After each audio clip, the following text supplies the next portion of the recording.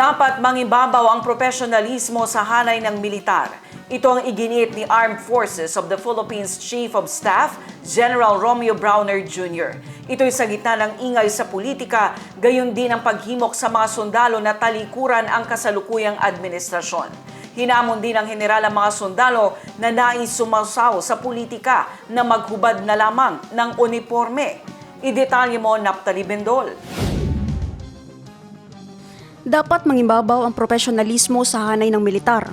Ito ang iginiit ni Armed Forces of the Philippines Chief of Staff, General Romeo Browner Jr. sa report ng Radyo Pilipinas.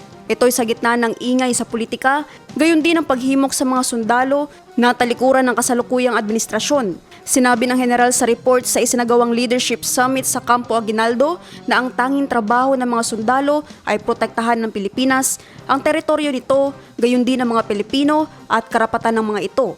Binigyang diin ni AFP Chief sa report na wala ng puwang sa panahong ito ang mga pag-aaklas na isang aral na lamang ng nakalipas. Sa ibinahaging report, hinamon din ng general ang mga sundalo na nais sumawsaw sa politika na maghubad na lamang ng uniforme. Very clear po yung aming mandato at we will make sure na stable yung ating bansa. Dahil kung gagawin po natin yung kagustuhan ng ibang mga nananawagan po sa Armed Forces of the Philippines, kawawa naman po yung ating bansa. At ang matutuwa dito ay yung mga ibang bansa na gustong sumakop or kumontrol sa atin.